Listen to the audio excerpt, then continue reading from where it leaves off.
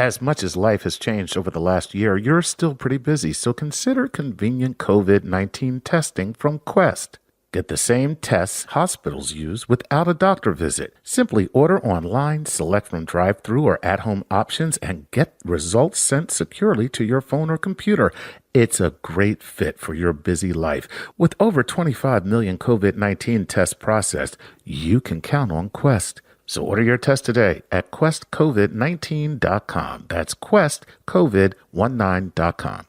With Masterclass, you can learn from the world's best minds anytime, anywhere, at your own pace. Learn how to ace your opponent from Serena. Improve your writing skills with Neil Gaiman. Learn how to negotiate with Chris Voss. All right. Those were the courses I chose, but you'll have over 90 classes to make your own choice, and they're all taught by world-class instructors. Now, of course, the master instructor, Dr. Neil Degrasse Tyson, has a masterclass of his own on scientific thinking and communication, and we all know how important that is in these times. I'm not the only one who's benefiting from my masterclass. My brother is an avid tennis player, and I sent him the gift of a subscription so he could get schooled by Serena. Did I tell him that it was a part of my subscription? Well, let's just say the answer rhymes with ho, ho, ho. From learning how to write anything from a book to a screenplay, to communicating with your boss, to how to make dinner worthy of a Michelin star or just the best scrambled eggs this side of a jumpy chicken, there's a master class for you. I'm in the middle of a course on sex and communication because I'm good at one of those things. Masterclass is accessible on your phone, web, or smart TV. You can get an annual membership to Masterclass and give one to someone else for free. Get unlimited access to every Masterclass for you and a friend right now. Just go to masterclass.com/StarTalkRadio. That's masterclass.com/StarTalkRadio.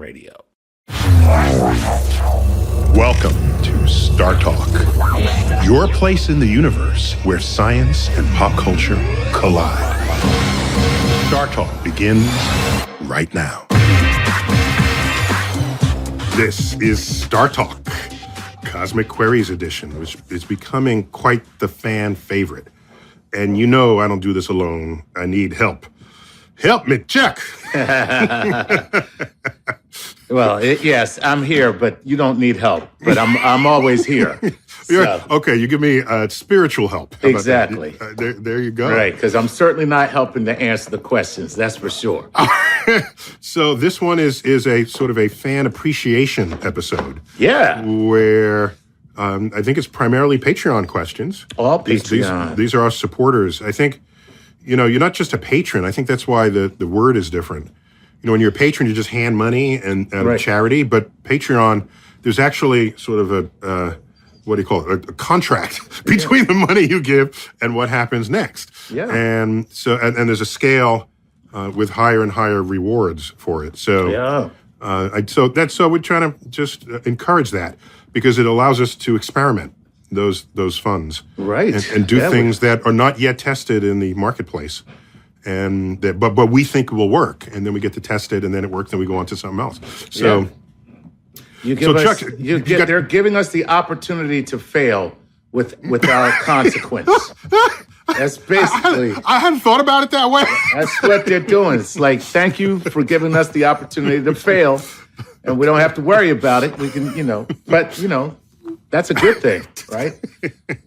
Yeah, those who are the only people who no longer make mistakes are those who are no longer on the frontier of inquiry. Ooh, did you just think that up? That's really good. Oh, no, you're going to write it down? I am writing this down. Like, that's good. I'm just saying. That's excellent. Yeah, mistakes are evidence that you're exploring. They're not evidence of your failure. So I have to agree with you. Yeah, cool, man. Yeah, cool. We have to change our attitude toward. By the way, if you make the same mistake twice, no excuse. That's a different story. That's a whole new ball game now. That's a different show. Right.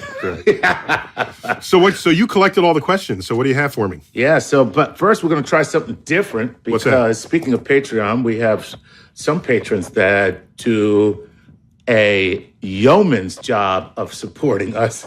Okay. And by that I mean they drop some coin. They drop some coin, and so we like to reward them especially. And so Joel Cherico is going to lead us off with a video question because Wow, this is like in Jeopardy, you have the video daily double. Yeah, I forgot about that. That's right. It's the and video. just a little moment of silence for Alex Trebek. Oh God, yes. Yeah, host of Jeopardy for 36 years. What an incredible career he had. Yeah, and I was never a contestant, but I was multiple times on the board, either delivering clues or my name was like a clue. Right. So I feel genetically connected in my own little way. Well, and of course there's a big buzz in the Twitterverse interwebs that you should be the host. Oh yeah, but I'm flattered. But I got a day job. I got a job. Yeah, I got a day job. Hey man, I'm indeed flattered by the way, I think I could do a good job, but it's not. Of course. It's not my life's goal. It's not Here's my impression of you as the host of Jeopardy. Okay, What's that? And so they give the answer, and then the person chimes in, and then you go, "I'm sorry, the question we have there isn't quite right."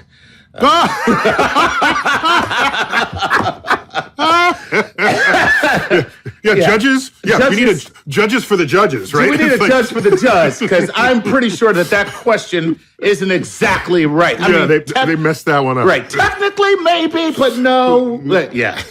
So anyway, all right. So let's kick things off with our. Oh, by the way, question. just another quick thing. There are people.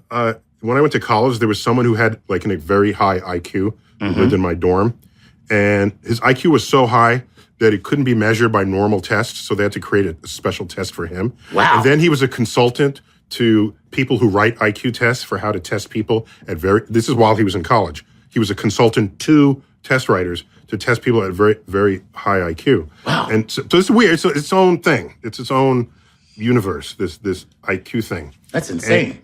Yeah. And so what he was wondering was whether IQ correlated with your performance in school only to a certain point. Right. Then a higher IQ would get you lower grades. And so I asked, well, what's going on there? He said, because beyond a certain IQ, you are smarter than anyone asking the question.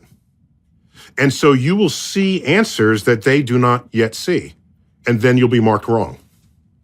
Makes sense. So I thought that was an interesting fact. Now, that I'm not claiming a very high IQ, but this happened to me a couple of times in school. When I was in kindergarten, okay, I made a crayon drawing of the nighttime. Of the universe? No, it was the sky. Okay, exactly. It's like Earth and then the sky. And I used my black crayon and totally wore it out, put in some stars in it. And the teacher said, no, the night sky is dark blue.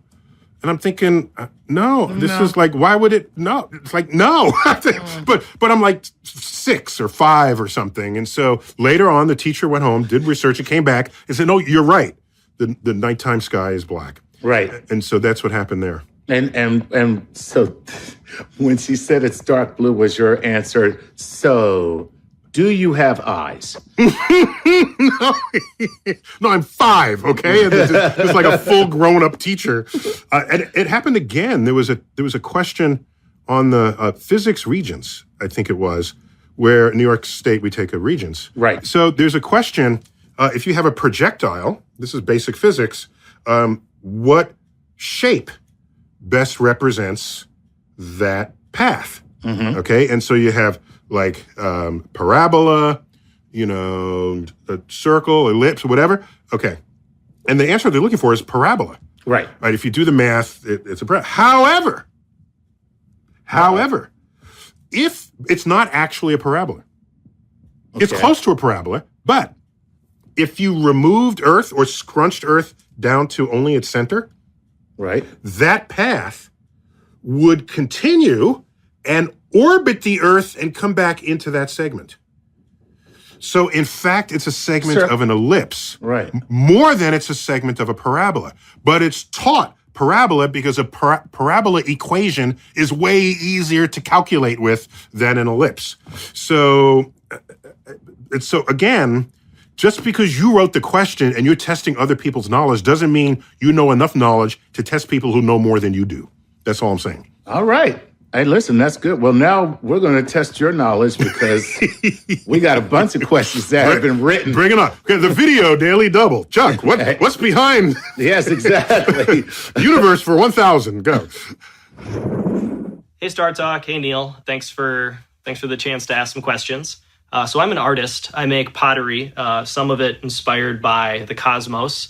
And most of the pots have a spiral in them somewhere because I think they look really cool. So my question is very simple. Why are there so many spirals in nature? Interesting. Oh, cool. And not just the universe, in nature, period. Oh, yeah. Now, this is Joel, right? Okay, so I recognize him. He came. I don't know who this guy is, okay? Because I got right here one of his creations, okay? This is a moon coffee mug. Right. What do you think of that? And the problem is, every time I taste it, I taste a bit of basalt. Why is this coffee so gritty? Interesting. No, each one is unique, and I'm very impressed with just the artisanry of it. But yeah, he gave me a set of these. Yeah. And they're all around my office. The funny thing is that he sent me one, as you can see. We got one too? Okay, cool. Yes. And he told me in the note that he sent me that he had made several for you. And I realized that he sent me one without a handle. I just looked at yours. Right. Okay. So yours has a handle, and clearly, mine is meant to. Chuck is just so ungrateful. Joel, I apologize for Chuck. The man. And Joel, I apologize for you sending me a handleless mug. Thank you. Which I didn't even realize. I was like, well, maybe all of his mugs have no handle. Maybe this is the way he In fact, mine has a little place where your thumb goes. Right on the top of the handle. There's a Look little at that. Place where the thumb goes. And not only do you have a handle, but it's ergonomic on top of that. And mine is just like, well, Chuck, I hope you don't burn your hands. Okay. All right. So here's what's going on in there. Spirals. I'll do my best to give an answer to this. So here's what happens. If anything goes around in circles, okay, you get a circle. All right? Fine. If, however, while you are going around in circles, you move in any direction perpendicular to the circle, it's no longer a circle. It's a spiral. That's right. So the circle gets distorted to move through time in such a way that you get a spiral, like a spiral staircase or a spiral anything.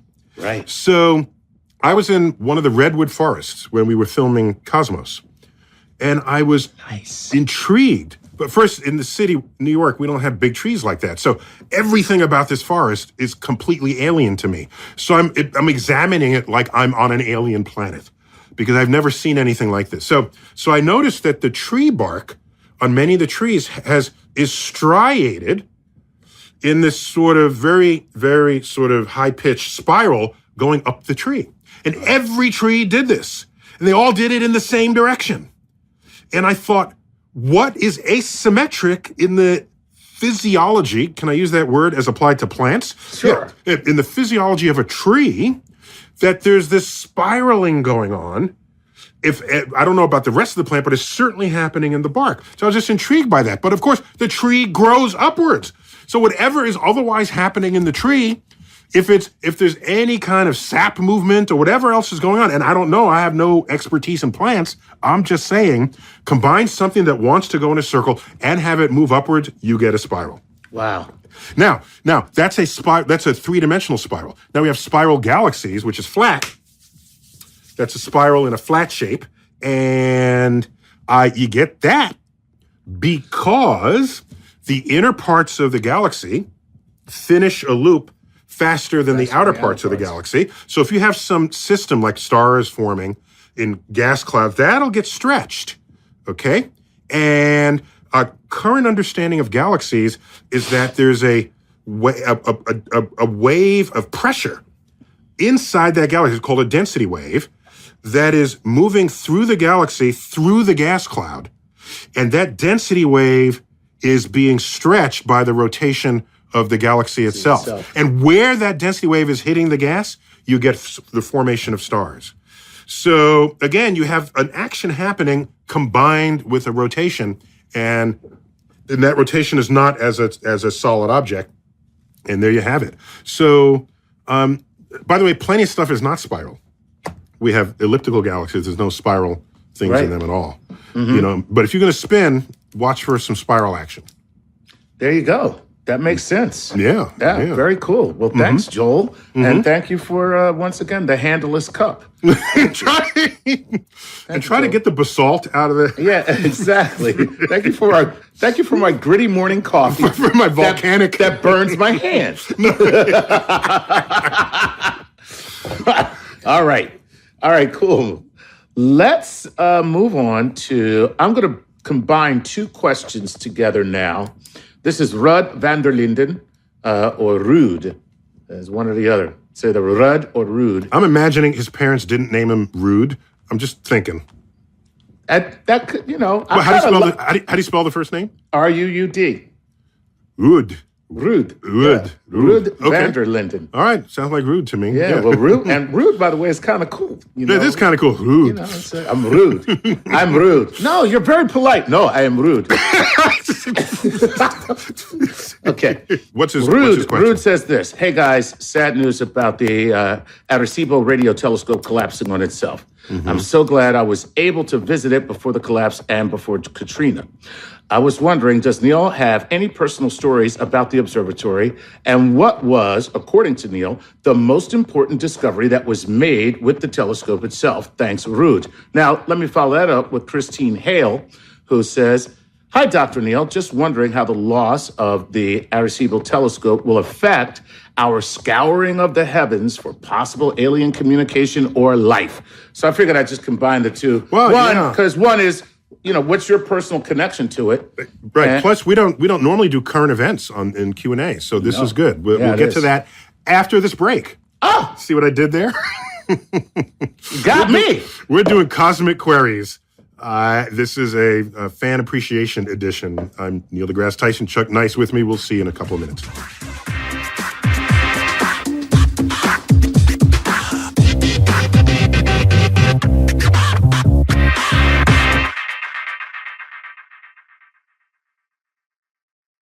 With Masterclass, you can learn from the world's best minds anytime, anywhere, at your own pace. Learn how to ace your opponent from Serena. Improve your writing skills with Neil Gaiman. Learn how to negotiate with Chris Voss. All right, those were the courses I chose, but you'll have over 90 classes to make your own choice, and they're all taught by world-class instructors. Now, of course, the master instructor, Dr. Neil deGrasse Tyson, has a masterclass of his own on scientific thinking and communication, and we all know how important that is in these times.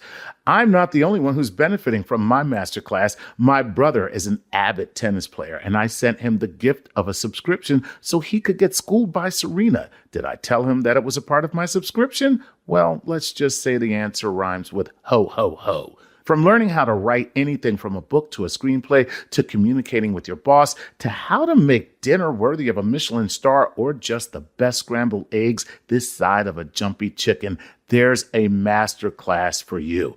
I'm in the middle of a course on sex and communication because I'm good at one of those things. Masterclass is accessible on your phone, web, or smart TV. You can get an annual membership to Masterclass and give one to someone else for free. Get unlimited access to every Masterclass for you and a friend right now. Just go to masterclass.com/StarTalkRadio. That's masterclass.com/StarTalkRadio. You know, there are few things as satisfying as bringing a creation to life. And with Glowforge, you'll feel like a 3D laser printing Michelangelo as you use your Glowforge to cut and engrave a world of materials like wood, metal, glass, leather, and so many more. And because you can start with finished materials, it only takes seconds for the laser to create something ready for you to show off or sell. Create and make just about anything, and you don't have to be an engineer to design beautiful objects thanks to the easy-to-use Glowforge software. And I'm speaking from experience. Check out our YouTube Star Talk explainer videos on wormholes and the Mobius strip to see my 3D laser print of both. Yes, I was able to print a precision version of a wormhole and a Mobius strip utilizing a design Glowforge calls the living hinge that brought my material to life. I am so hooked. Everything I see, I think, how will I Glowforge that? So far, I've etched pictures into glass, printed a unicorn for my daughter, personalized some gifts with engraving. I love this thing. You'll love it too. You can bring home your own Glowforge with the absolute best price Glowforge offers. Get $500 off your Glowforge Pro when you go to glowforge.com/StarTalk. That's glowforge.com/StarTalk. And you can thank me with a 3D laser print. What shall it be? Hi, I'm Chris Cohen from Haworth, New Jersey, and I support Star Talk on Patreon. Please enjoy this episode of Star Talk Radio with your and my favorite personal astrophysicist, Neil Degrasse Tyson.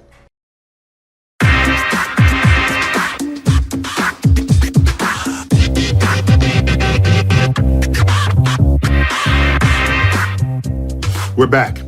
A special Cosmic Queries Fan Appreciation Edition. Now, Chuck, I don't quite know what's different between this Cosmic Queries and others for us to call this Fan Appreciation. Well, everybody's from Patreon. So everyone's from Patreon. Oh, okay, for sure. And there are even some video questions we're taking in, so that works. So you left off to give me the two names of those who asked about Ruud van der Linden and Charlene Hale. And Ruud wants to know your personal stories or connections to the Arecibo radio telescope because, of course, it collapsed recently. And Charlene would like to know, will it have an effect on how we scour the heavens for possible alien communication or life? Yeah. So the Arecibo telescope was the largest telescope in the world for decades. Right. Okay. Ever since it was built until back in the 50s or 60s. When was it built? I think 1960s until just a few years ago. It was the largest telescope in the world. And in telescopes, in astronomy in general, bigger equals better. Because if you're trying to collect rain outside that's coming down, imagine the rain or just photons from, right. Okay? And you want to collect it, you can use a thimble, you can use a bucket, you can use a cauldron. Or a swimming pool. You use the swimming pool, you'll get the most amount of raindrops. So it's that simple. It's not more complicated than that. So bigger equals better. So since it's a radio telescope, it listens. It observes radio waves, and pulsars gives off rapidly rotating neutron stars gives off radio waves. It can also detect things happening in our ionosphere. All right, this is a part in the upper atmosphere that's electrically charged. All right, and old timers will know that you could get AM radio from very distant cities late at night, and the reason why you could do that is AM radio waves, once they were broadcast by the antenna, would reflect off the bottom of the ionosphere and be able to cover more than the curvature of the Earth that you could see from where your radio was. Wow. Whereas FM goes straight out into space. Right. So if you want FM across multiple cities, you need repeaters and all sorts of other things. You need all manner of ways to get that signal into other places. Now, of course, everything's cable-driven and satellite-driven. I'm just talking about in the day. Right. So it could observe phenomenon going on in the ionosphere. In fact, the funding originally for Arecibo was enabled by the U.S. military to detect the signature of decoy intercontinental ballistic missiles as they re-entered the atmosphere through the ionosphere as launched by Russia. What? This is how, okay, so don't get me started. Is that sensitive? Listen, don't get me started on, well, you can, but not in this moment, on the two-way street between astrophysics, my field and my people, and the military. Oh, man, we got to do an explainer on that. We are all, my people, we're all generally sort of liberal, anti-war, this sort of thing. But at the end of the day, the stuff that we care about, the military cares about, stuff the military cares about, we care about. So we have strongly overlapping Venn diagrams in what we do and what we invent and what we innovate. So anyhow, so the money for that telescope was driven by the U.S. military, and we knew all along we could piggyback that fact and make all manner of other discoveries. So it also gets us, it does radio echoing. So what the telescope could also do, better than any other telescope, was send a signal back out to space. Okay? Because you think of telescopes as just receiving. Right. But what you can do is take a signal, send it from where the location of the receiver, bounce it back off the telescope, and send it somewhere in space that you designate. Wow. Okay? So there are asteroids which are too small to really carefully track using optical regular telescopes. So what you can do is take a radio signal, send it out, beam it back out to space to an asteroid, and then the reflected signal comes back to you. You time it, you get the distance to that asteroid. And when you get the distance and you know which way it's going, you get its orbit. And you want to know what those orbits are for asteroids that cross Earth's orbit, because they will eventually 100% hit Earth. So it's like an echolocator. Echolocator. Not with sound, of course. Not with sound, but still. But with radio waves bouncing off and coming back. And so this is it's a highly useful telescope in that regard. Now, all right, several years ago, okay, China says we're going to have the biggest telescope in the world. And so they went up and built a bigger telescope, twice the collecting area of the Arecibo telescope. Twice. Around twice. I forgot the exact math, but it's about twice. And China. That's the deal with China. This is what I'm trying to tell you about China. So they're killing us. They're killing us. So they too found a natural crater in the Earth, as we found for the Arecibo telescope, and built the largest radio dish in the world. And it has an acronym. It's called FAST, the 500-meter aperture spherical telescope. So its shape is a spherical. It's the geometry of it. Good for them. Oh, so I visited that. We shot some scenes there for Cosmos for a whole episode. Neil deGrasse Tyson, communist. Communists got to China. The communists. Wow, that's so cool. So you got to see it? Okay, yes, I was there. So it's a mile in circumference. Wow. All right, if you walked around the upper. Anyhow, here's my point. The question was, do I have any relation? Yes, I do. My mother, while she's born in New York City, her parents are from Puerto Rico. And in fact, her grandparents are from Arecibo, Puerto Rico. Oh, cool. So we have genetic connection back to the town that's the nearest town to that telescope. Wow. On the island of Puerto Rico. And so that's the first connection. Second, we would go visit relatives, every Christmas. And, Christmas in Puerto Rico, that's a whole thing. Yeah. That's a whole... By the way, at midnight, you're there usually through New Year's. At midnight, there's a tradition you eat grapes, 12 grapes, one per tone of the clock. Right. Okay. And one year they got grapes, but the grapes had seeds in them. So it was like, okay. That's rough. And I was like 8 or something. It's like, what do I do with the seeds? Don't eat another grape, quick. You got to do one per stroke chime. Per chime. Anyhow, so my point is, so the telescope will be missed in that regard, but it was falling out of disrepair. We've known this for about a decade. The National Science Foundation started withdrawing money for support for it, so that means your maintenance doesn't work out.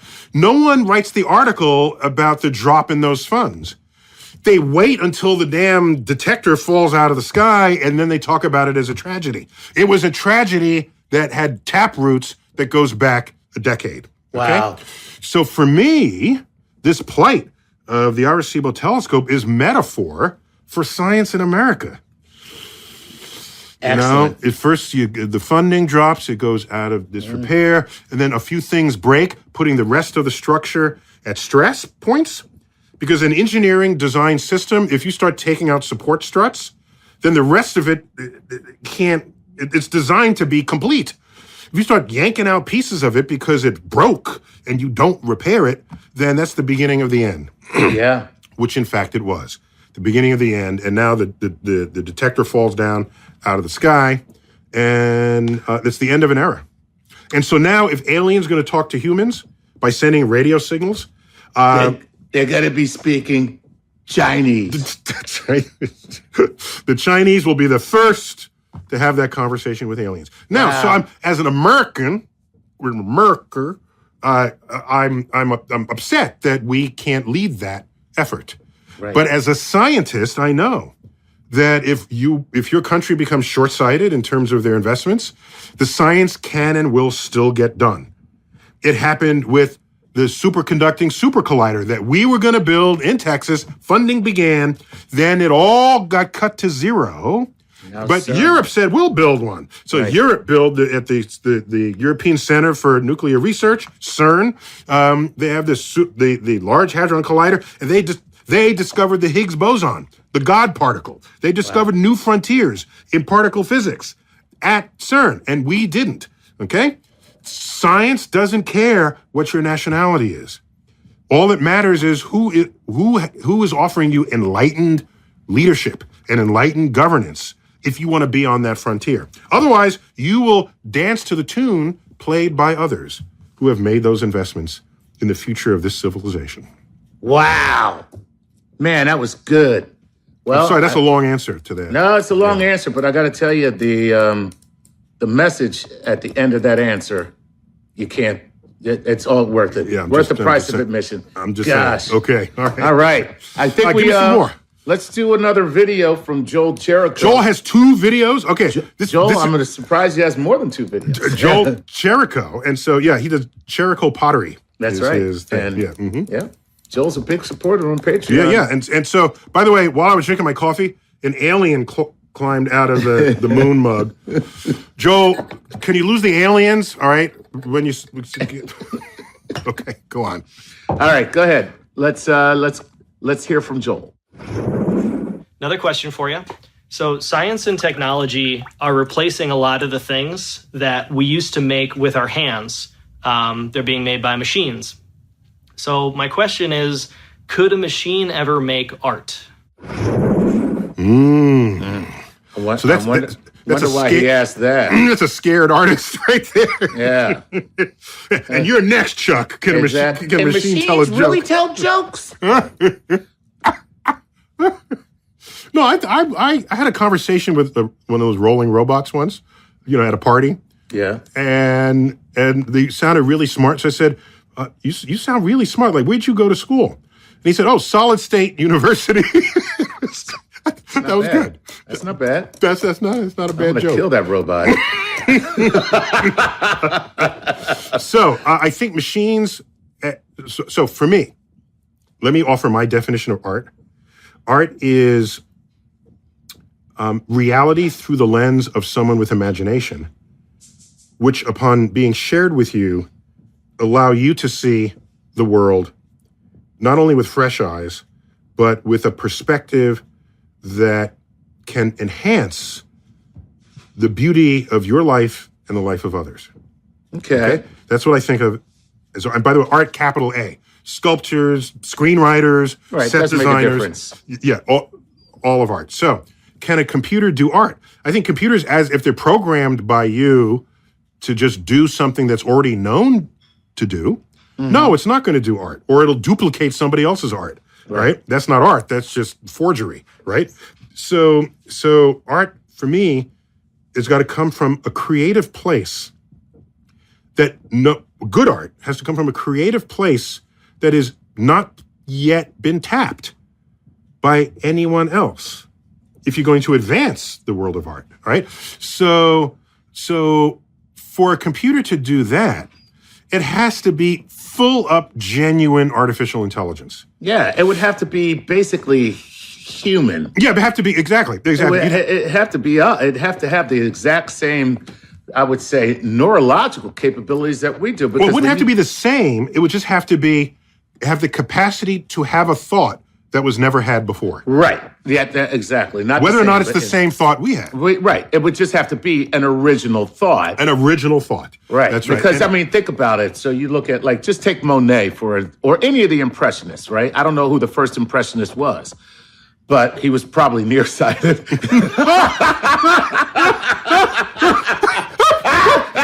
Wait. Someone go back through time and say, put one of these on. And you'd be like, oh, wait a minute. So that's how this stuff really looks. And he just starts painting everything in great detail. So you hand this thing to whoever that was, that would destroy an entire movement. The whole movement. Be like, wait a minute. So, that's how stuff really looks. But it was either that he was nearsighted, or he was like, why couldn't I see the world in this gauzy perspective? But what surely contributed to that was the arrival of photography. Absolutely. Okay, these are coincident in time. Right. Because photography is now I can capture reality basically exactly as reality is. I don't need you to paint a portrait of me to capture the reality of me. Absolutely. Now, if you're going to paint a portrait, okay, give me 3 eyeballs on one side or whatever Picasso did. Do something different and imaginative, because if I want exactly me, I'll just take a photo. Yeah. There you go. So, yeah. Oh, well, that's really cool. Well, right. So, I think that's the kind of computer you need. And the day that happens, we'll just become their pets. Because I was going to say, we're all screwed. Yeah. When that happens, it's a wrap. It's a wrap on us all, okay? Okay. Do you know how we domesticated cats and dogs? No. By killing the ones that bit us. Oh. God, okay. That's So you have a litter, all right, and some are nice and cuddly, and you pet them, and they purr, and they do that, whatever, and then another one's like scratching and clawing at you, dead. Kill that one. And so you're selectively editing the gene pool of these creatures for their temperament, and so now you went from a wolf to a poodle, right? Or what's the Pomeranian, or a Yorkie, with a lap dog, right? So the point is, the day AI becomes our overlord, you just want to be nice to them so you can become their pets. Otherwise, they're going to... Don't be the human who kicks and fights. Don't be that human. Your ass is gone. Right. Because you will not outsmart the AI. Yeah. Because they're designed to be as smart or smarter than anything we ever will be. In the same way we program computers to be better at us at chess. Okay, computer beat Kasparov, for goodness sake, all right? A computer beat the best Jeopardy champion. So we're already kind of know there's certain things they're better at us at. But if they start running things, okay, just learn how to purr. Yeah. All right, we got to take another quick break. And when we come back, more Cosmic Queries Fan Appreciation Edition when Star Talk returns.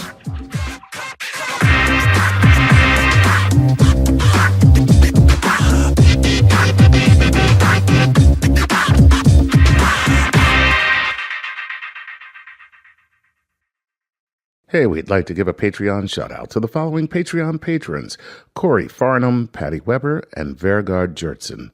Guys, thank you so much for your gravity assist as we make our way through the cosmos. Without you, we couldn't do this show. And for those of you who would like your very own Patreon shout-out, please go to patreon.com/StarTalkRadio and support us.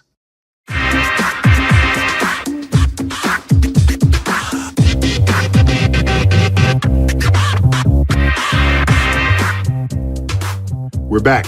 Star Talk Cosmic Queries, Fan Appreciation Edition. Chuck, hey. I'm spending all this time just blathering. We gotta get to more questions. Okay, I gotta stop this. I gotta. No, I know, you always say it, but it's good. It's no, good. no. Okay. Let me tell you. If you went to the bank, right, and you said, "I'd like to withdraw $100," and the bank manager comes out and says, "Oh, hi, Dr. Tyson. By the way, today is Dr. Tyson Appreciation Day. Now, in addition to your $100, here are," and he counted out by ones, another $100. Okay. Would you say, "Bro, what are you doing?" All right? I'm in a hurry. Okay. I got to get out of here. I got to go. All right. No, you let them count out the $100 in ones. And then you take it. And you say, thank you very much. And that 100 was not out of your account. That's right. The bank decision in your favor. Okay. So it's new all Monopoly gravy. card. All right. It's all gravy. Well, thank you for the bank analogy. There you go. Let's go to Tracy Scrubbett, who says, Dr. Tyson, what do you consider to be the most persistent belief in physics or astronomy, which has already been disproven, but that is still perpetuated in popular culture and or schools? Oh, wow. What a great question. Okay, yes, like a multi-part thing going on there. Okay. Yeah. So, the concept of belief, I prefer to use that word for when you think something is true in the absence of evidence. So, belief doesn't have much currency in the sciences. What happens is I have some marginal evidence that something might be true.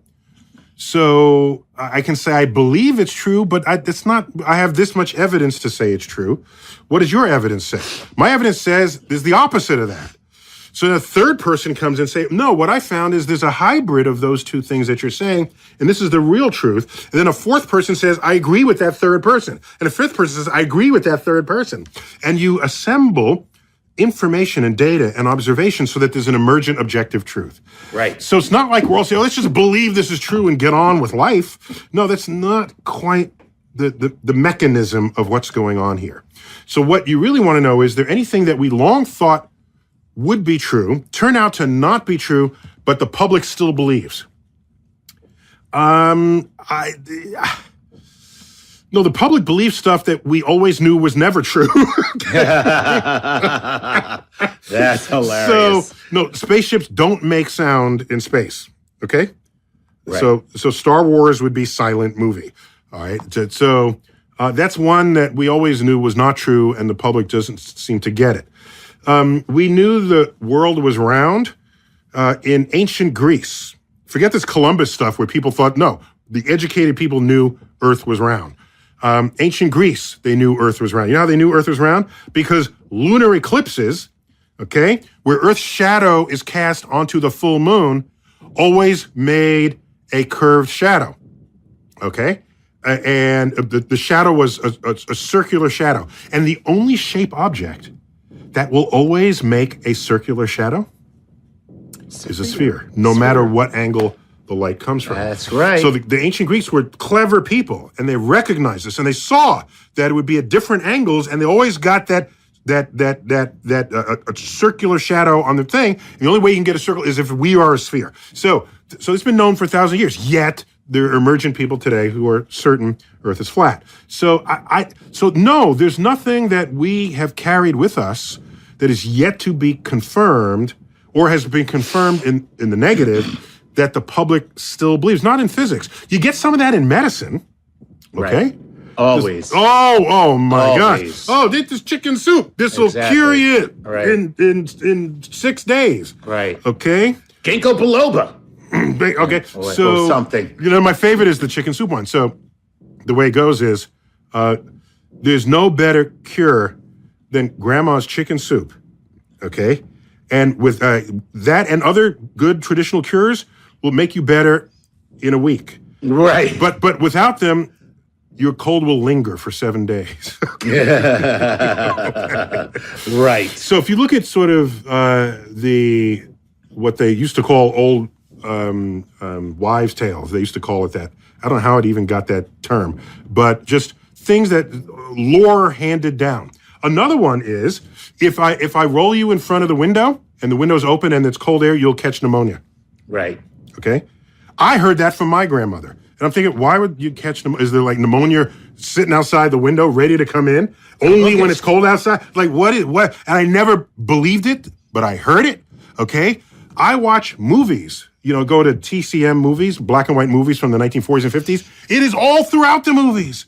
Okay? Shut the window, you'll catch your death of cold. There's a Hitchcock movie where somebody's trying to kill somebody who's wheelchair bound and rolls him in front of a window, opens the window in the winter, and then leaves them there, and they catch the death of cold and die. But today you don't see that in storytelling. So that must have gotten through. Right. Yeah. It must have, okay, gotten through that. No, that's no longer the case. Okay. I was told by my grandmother, wear your slippers, otherwise you'll catch a death of cold at night. And then how am I going to catch a cold through the bottom of my feet? I have calluses. if a cold gets through the calluses in the bottom of my feet, give it to him. Right. Exactly. Yeah. All right. So I think in other professions, physics, not so much. Gotcha. Okay. All right. That's cool. Keep it going. All right. Let's keep it going. This is Timothy L. Johnson. Timothy says, Chuck, you can pronounce my name, I promise. Timothy Johnson. Thank you, Timothy. Timothy. Thanks, Johansson. Yeah, Johansson. Then he says, Dr. Tyson, I wanted to pick your brain. In your opinion, what is the most fascinating thing that we have discovered in our known universe? And how many ways could it kill you? I think nothing beats black holes. There you go. And a black hole kill you 100 different ways. There you go. Okay. So the first discovered black hole was, it was a source of X-rays and ultraviolet light in the constellation Scorpius. No, it might have been Cygnus. No, the first one was in Cygnus, the constellation Cygnus. Mm-hmm. And you have when you have a black hole and material getting flayed off of a star in orbit, around it, that material falling in radiates copiously before it enters the abyss. And so we knew that. You calculated this is the signature a black hole would give us as matter falls in. And so you look for those in the sky. So now we have no end of cataloged black holes. So it's definitely black holes. And they've captured our imagination in movies, in storytelling. Disney had a movie, The Black Hole, back in the 70s. I think they're redoing it. So, yeah, it's got to be black holes. And my favorite way to die is falling into a black hole. I don't want to get hit by a bus. I don't want to die in a thing. Throw me into a black hole. Good for you. Mine is sleep. Sleep. Yeah, I'm going to go to sleep. You're going with sleep. That's what I'm going in your sleep. With. Yeah, I'm say that's my favorite way. No. Why not be part of an experiment while you're doing this? Because I don't want to be there at all, because I'm dying. I'm told, I haven't heard this verified, that during the French Revolution, with cutting off everybody's heads, right. If you know you're going to die that way, why not participate in some science experiments, right? So, for example, your eyes connect directly to your brain, and they don't need the rest of your body. Right. Okay? You can stop your heart briefly, and you're still kind of alive while that's happening. So cut off your head, go to the rolling head right before it completely dies, and ask, because your ears are still connected. What do you see? How many fingers do you see? One or two, and you blink. How many? You blink. So I'm told, I didn't have this verified, that there was still some brief brain activity right after. It's an experiment, okay? Okay. Why waste a guillotined head when you could...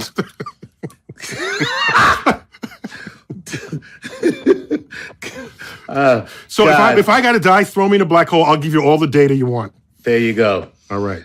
Oh God, I'm going to get a T-shirt. Science. Why waste a guillotine head? We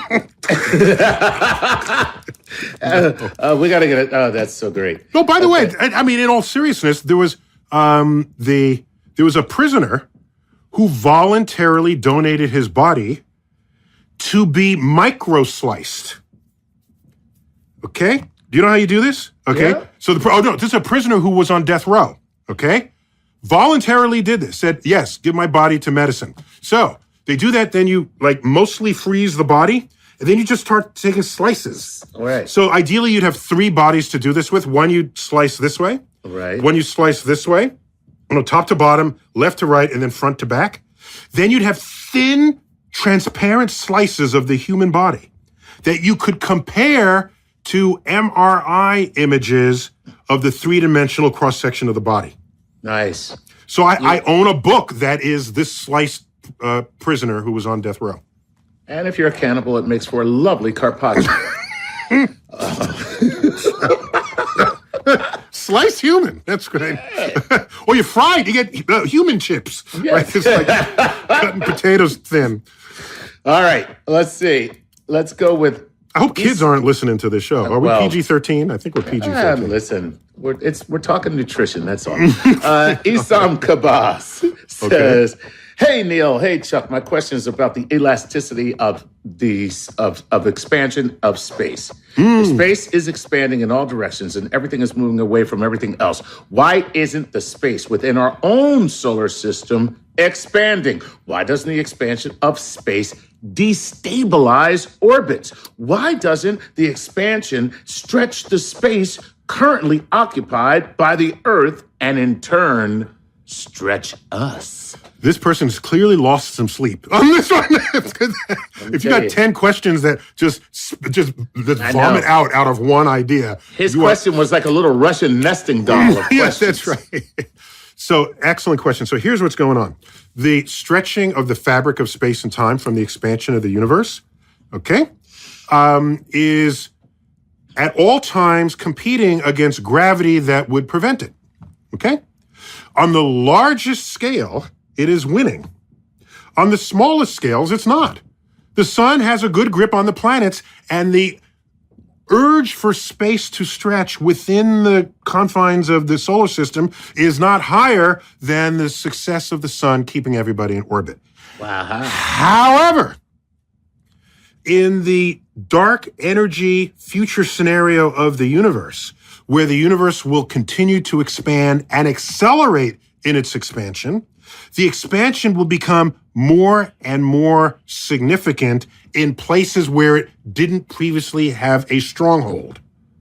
And yes, eventually, that extreme future universe where you have exponential expansion will start ripping apart solar systems. Yes, the sun will no longer be able to hold on to it against the stretching of space between the sun and the Earth and the rest of the planets. Then it'll start. Now, electromagnetic forces are stronger than gravitational forces. So what's holding Earth together is stronger than the sun's gravity on the Earth. So the Earth will struggle and hold on until it will break apart.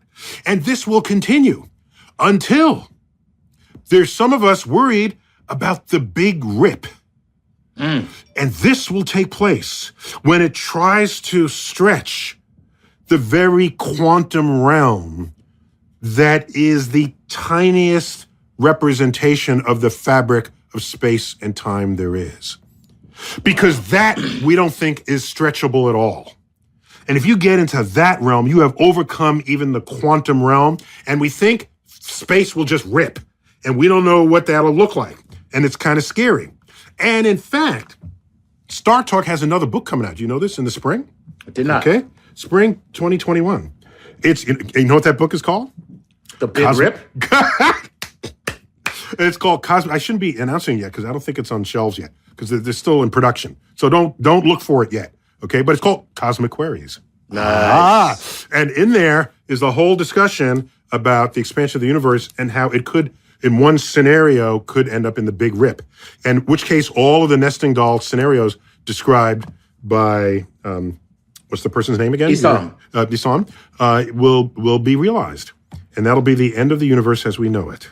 There you go. Have a nice day. Yes. Have a great day. The Big Rip. He who smelt it dealt it. There you go. So we got time for one more question, Chuck. Well, that means we got to go to our last video question from Joel Jericho. Joel gets 3 questions? Yes, sir, he does. Dude, he must be giving us a lot of money. Oh, my God. Yes, sir, he is. Okay. All right. No, we're not that crass, but we like to joke about it. But no, Exactly. We're very loving. Okay. What does it get? Here it is. Another question. So there are some scientists in history who were also interested in art as part of their process. Like Albert Einstein had his violin right next to his desk where he would do his math problems. And when he'd get stuck on a math problem, he would take a break and play the violin. So as a scientist, are there any parts of your process that involve doing anything artistic, anything that's not just doing science, that helps you with your own scientific problems or ideas? Excellent question. Interesting. So let me, I don't know if we have time for me to give the full answer that question deserves.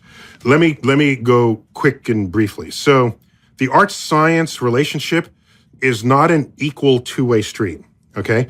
There are discoveries in science that directly impact how the artist does art. True. Okay, from the computer, From everything to everything. Well, yeah. So computer visualization in movies is all of the science and engineering that went into the computer that the visualizers are using, all of whom are artists, to do their craft.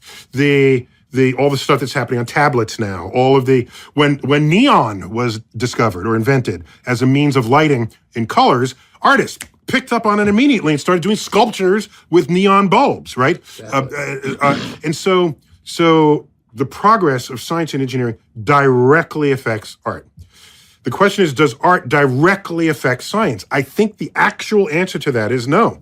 There is no scientific discovery where the person says, this is where a G chord on my guitar came in. There is no such infusion. That being said, the value of art to the scientist, I don't think is any different from the value of art to anybody who knows the value of art. Mm-hmm. It is a place for you to stimulate parts of your brain that are wired differently from all the other ways your brain is wired. Right. And that could possibly stimulate new synaptic possibilities in what your next thought will be. Okay? My entire PhD thesis was written to the music of the 9 symphonies of Beethoven and all of his string quartets. Okay? So me and Ludwig go way back on this. Okay? So right. So in that case, I'm not writing and then looking at art. I'm writing and listening to artistic creativity in the regime of classical music. So science has a direct impact, whereas art may have a direct inspiration. Inspirational impact, correct. Right. It's not as though Einstein played the violin and said, oh, there's a note, I'm going to put that note in the thing. That's not really what that is. I see Einstein and the violin not so much as an escape from his work, not so much as something that will directly plug into his work, but as a respite from his work. And if you have a brief respite, it lets the brain breathe. I like that. Yeah. Metaphorically breathe so that new or maybe literally breathe, new oxygen comes in to feed new thoughts. So I've always been a fan of art. My brother's an artist. So my whole life, and he went to the High School of Music and Art, we both native New Yorkers. I went to the Bronx High School of Science. So we both sort of were fed by these institutions in New York that knew and understand such people walk around who could benefit from this kind of stimulation. So yes, I got to go with Joel that it can help inspire you, not directly.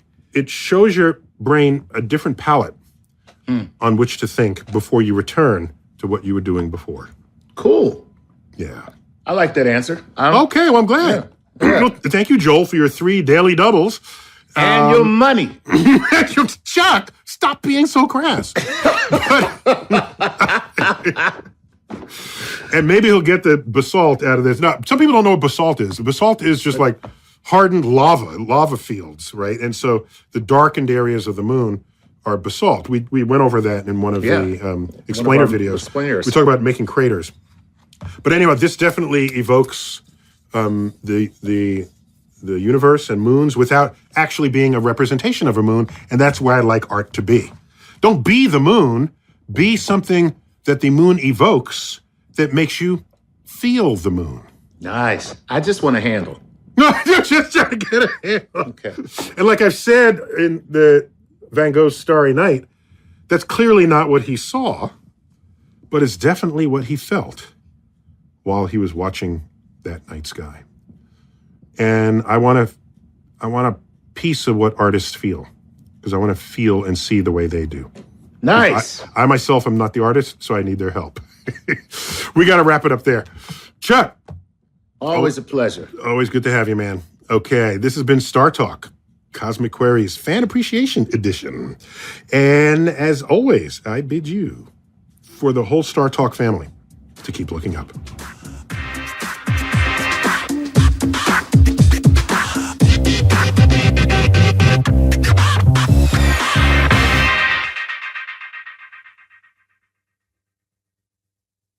With Masterclass, you can learn from the world's best minds anytime, anywhere, at your own pace. Learn how to ace your opponent from Serena. Improve your writing skills with Neil Gaiman. Learn how to negotiate with Chris Voss. All right. Those were the courses I chose, but you'll have over 90 classes to make your own choice, and they're all taught by world-class instructors. Now, of course, the master instructor, Dr. Neil Degrasse Tyson, has a masterclass of his own on scientific thinking and communication, and we all know how important that is in these times.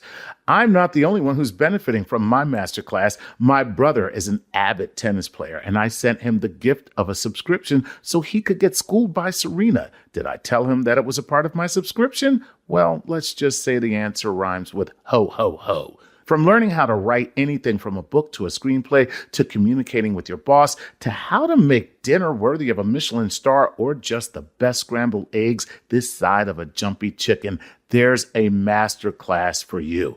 I'm in the middle of a course on sex and communication because I'm good at one of those things.